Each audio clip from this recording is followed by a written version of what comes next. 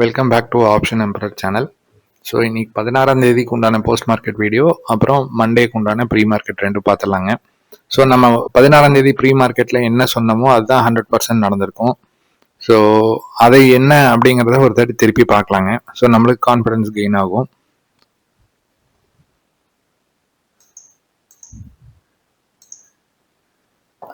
So இதில் பார்த்தீங்கன்னா நம்ம கால் சைடில் பார்த்தீங்கன்னா 116க்கு மேலே இருந்தால் 195 வரைக்கும் போகும் அப்படின்னு சொன்னாங்க. காலையில் ஓப்பன் ஆனதே பார்த்தீங்கன்னா மேலே தான் ஓப்பன் ஆனாங்க. 116க்கு மேலே தான் ஓப்பன் ஆனாங்க. ஓப்பன் ஆனதுக்கப்புறம் ரீடெஸ்ட் வந்தாங்க. ஸோ இந்த ரீடெஸ்ட்டுங்கிறது தான் ரொம்ப இம்பார்ட்டன்ட்டுங்க. நான் ஒவ்வொரு வீடியோலையும் சொல்லுவேன். ஸோ இந்த ரீடெஸ்ட் வந்ததுக்கப்புறம் மேலே போயிட்டு ஈஸியாக டார்கெட் அச்சீவ் பண்ணாங்க இல்லைங்க. 195ங்கிற டார்கெட்டை அச்சீவ் பண்ணிட்டாங்க. ஸோ இந்த மாதிரி நம்மளுக்கு ஸ்பேஸ் நிறையா இருக்கிற இடத்துல நம்ம ட்ரேட் எடுக்கலாங்க. ஸ்பேஸ் கம்மியாக இருக்கிற இடத்துல ட்ரேட் எடுத்தோம்னா ப்ராஃபிட் வந்து கம்மியாக இருக்கும். அந்த மாதிரி இருக்குங்க. ஸோ நம்ம இந்த ஸ்பேஸ் பார்த்துட்டு அதுக்கு தகுந்த மாதிரி ட்ரேட் எடுக்கிறதுக்கு ட்ரை பண்ணுங்க ரீடெஸ்ட் ஆனதுக்கப்புறம். ஸோ இன்னொரு கன்ஃபர்மேஷன் என்ன கொடுத்தாங்கன்னா, இது மேலே தான் இருந்ததுங்க. ப்ரீவியஸ் டே க்ளோஸ்க்கு மேலே இருக்கும்போது இது ஆல்ரெடி ப்ரீவியஸ் டே க்ளோஸுக்கு கீழே ஒரு 30 பாயிண்ட்லாம் கீழே போயிட்டாங்க. ஸோ இதுதாங்க கன்ஃபர்மேஷன். கால் சைட் ப்ரீவியஸ் டே க்ளோஸ்க்கு மேலே இருக்கும்போது இது ப்ரீவியஸ் டே க்ளோஸுக்கு கீழே இருக்கணும் புட் சைடு. ஸோ அப்போ ஈஸியாக வந்து ப்ரீவியஸ் டே ஹை வரைக்கும் மினிமமாக டார்கெட் அச்சீவ் ஆகுங்க. அதுதான் நடந்திருக்கு. நம்ம என்ன இதை தான் வீடியோவில் சொல்லியிருந்தோம், இந்த மாதிரி இந்த ஆப்பர்ச்சுனிட்டி இருக்கும், இதை பாருங்க அப்படின்னு சொல்லியிருந்தோம். அதுதான் நடந்திருக்குங்க. அப்புறம் மார்னிங் வந்து ஹெட்ஜிங் அப்படிங்கிற ஒரு வீடியோ போட்டிருந்தேங்க, புதன்கிழமை நினைக்கிறேங்க. அந்த வீடியோ பார்த்தீங்கன்னா ஒரு எக்ஸாம்பிள் எடுத்து சொல்லியிருப்பேன். ஹெட்ஜிங்னா என்ன, அதை எப்படி பண்ணணும் அப்படின்னு சொல்லியிருப்பேன். அந்த மாதிரி பண்ணியிருந்தா என்ன ப்ராஃபிட் கிடைச்சிருக்குன்னு பார்க்கலாங்க. ஸோ அந்த ஹெட்ஜிங் வீடியோவில் நான் கிளியராக 25,500 காலும் 25,900 காலும் தான் சொல்லியிருப்பேன். 25,500 காலை வந்து வாங்கிட்டு 25,900 காலை வந்து சேல் பண்ணியிருந்தீங்கன்னா என்ன ப்ராஃபிட் கிடைச்சிருக்குங்க. இதில் 179 பாயிண்ட்ஸ் மேலே போனாங்க நேற்று. அதே இதில் பார்த்தீங்கன்னா 81 பாயிண்ட்ஸ் மேலே போனாங்க. ஸோ இது ரெண்டையும் மைனஸ் பண்ணிங்கன்னா 99 பாயிண்ட்ஸ் வந்து எந்த விதமான ரிஸ்க்குமே இல்லாமல் உங்களுக்கு நேற்று 6,500 rupees பெர் லாட் ஈஸியாக கிடச்சிருக்குங்க. ஸோ இதுதான் ஹெட்ஜிங்கோட இம்பார்ட்டன்ஸுங்க. அது லைவ் எக்ஸாம்பிள் என்ன நடக்குது அப்படிங்கிறதையும் நான் காமிச்சிட்டேங்க. ஸோ பாருங்கள், ஹெட்ஜிங் மாதிரி இருந்தால் நீங்கள் ட்ரை பண்ணணுன்னா ட்ரை பண்ணலாங்க. அதுக்கு முன்னாடி லேர்ன் பண்ணிக்கோங்க. லேர்ன் பண்ணிவிட்டு ட்ரை பண்ணுங்கள். ஸோ 19th அன்னைக்கு என்ன நடக்கும் அப்படிங்கிறது ஒன்று பார்க்கலாங்க. ஸோ 19th அன்னைக்கு பார்த்தீங்கன்னா திருப்பியும் 25,700 தான் எடுத்திருக்காங்க. ஏன்னா க்ளோசிங் வந்து அதுக்கு நியரஸ்டாக தான் இருக்குது.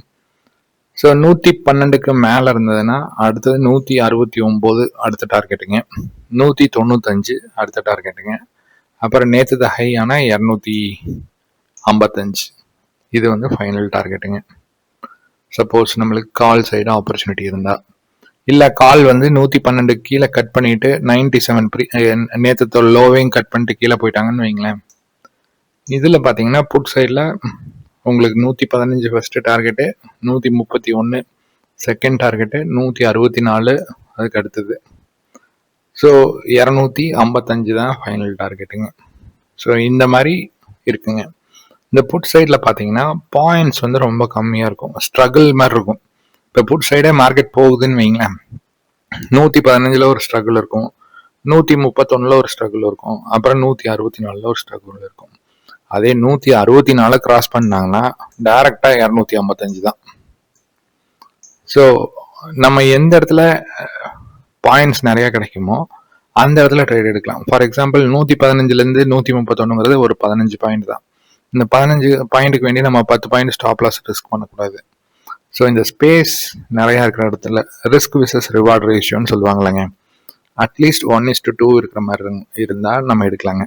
ஃபார் எக்ஸாம்பிள் இது வந்து 112க்கு மேலே இருந்தால் 169 வரைக்கும் போகும் அப்படிங்கிறது நம்மளோட இதுங்க.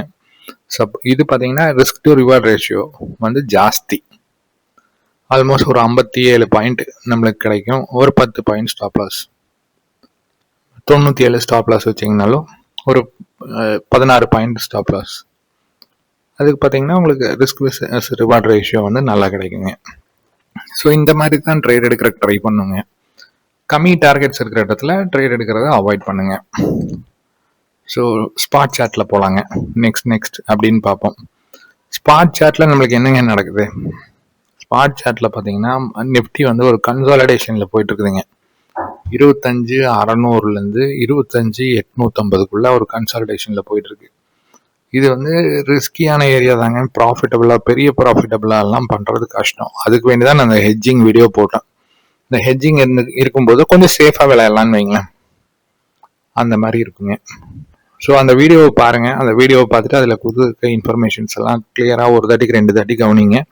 யூ வில் கெட் அன் ஐடியாங்க. ஸோ நிஃப்டி ஸ்பாட் சார்ட்ல பெரிய டிஃப்ரென்ஸ் எல்லாம் எதுவும் இல்லைங்க. அதே தான் சொன்னது தான். 757, 791, 827, 899. நம்ம 899 கட் பண்ணும்போது தான் அப்பர் சைடுக்கு பெரிய ஆப்பர்ச்சுனிட்டி.